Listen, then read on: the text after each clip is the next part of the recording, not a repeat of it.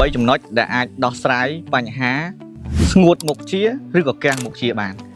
បងប្អូនទាំងអស់គ្នាដឹងស្រាប់ហើយចំពោះដំណាំកស៊ូគឺជាដំណាំមួយដែលឲ្យផលរយៈពេលសឹងតែមួយឆ្នាំពេញមានន័យថាក្នុងមួយឆ្នាំ12ខែហ្នឹងគឺយើងប្រមូលផលវារយៈពេល10ខែអ្នកខ្លះដល់11ខែទៀតអញ្ចឹងអត់មានការសម្រាកទេព្រោះថាការជារាល់ការជាមកពលាកណាក៏ដោយពេលដែលមានទឹកជាប់មកគឺជាថវិកាឬក៏ជាលុយដែលបងប្អូនម្ចាស់ចការកស៊ូគាត់នឹងទទួលបានក៏ដូចជាអ្នកជាជាផងដែរអញ្ចឹងអាការកាំងមុខជាជ័រឬក៏ស្ងួតមុខជានេះគឺជាកត្តាសំខាន់មែនតើដែលកំពុងប្រឈមរាល់ថ្ងៃដែលរហូតយន្តកសិកម្មក៏ដូចជាក្រុមការងារបច្ចេកទេសដែលយើងបានចុះទៅសឹងតែជាច្រើនចំការមែនតើគឺមានបញ្ហាខ្លាំងមែនតើគឺបញ្ហាស្ងួតមុខជាជ័រឬក៏កាំងតែម្ដងអ្នកខ្លះត្រឹមតែកាំងទេអ្នកខ្លះស្ងួតលេងជាលេងបានតែម្ដងអញ្ចឹងគឺយើងមានកលឹះ3ដែលអាចដោះស្រាយបញ្ហានេះបានកំពុងប្រសិនជាពុកម៉ែបងប្អូនអនុវត្តតាមអញ្ចឹងទី1ដោយសារការកាំងមុខជានេះគឺវាអាចបណ្ដាលមកពីឫសរបស់កស៊ូដែលมันអាចស្រូបយកសារជាតិទឹកក៏ដូចជាសារធាតុចិញ្ចឹមផ្សេងពីដីយកបានអញ្ចឹងមិនមែនប្រកាសថាដីរបស់ពុកម៉ែបងប្អូនអត់មានជីទេបងប្អូនដាក់ជីទៅហើយនៅក្នុងដើមរដូវអីផ្សេងតែដើមកស៊ូនេះគឺវាស្រូបដោយសារឫសអញ្ចឹងបញ្ហាឫសនេះទី1អញ្ចឹងយើងធ្វើម៉េច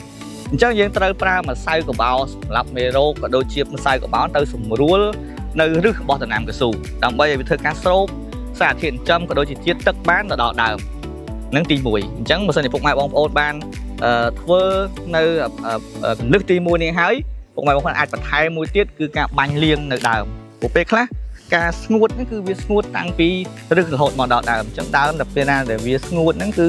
វាមិនអាចមានជ័រដូចគ្នាព្រោះថាវាទៅបាត់បង់អាស័យដែលមានទឹកជ័រហ្នឹងអញ្ចឹងដំណោះស្រាយគឺពុកម៉ែបងប្អូនអាចប្រើ Super Doctor ឬក៏យើងអាចហៅភាសាដែលបងប្អូនចការគាត់តែស្គាល់គឺសាច់ជូរខៀវបាទអញ្ចឹងគឺយើងអាចបូកជាមួយនឹងពពួកមេតាឡាក់ស៊ីឬក៏ផូស៊ីអាលូមីញ៉ូមដើម្បីបាញ់សម្រួលនៅដើមបាទអញ្ចឹងចំពោះសាច់ជូរខៀវឬក៏ Super Doctor របស់យន្តកសិកម្មគឺយើងបានបាញ់លាងនៅដើមក៏ដូចជា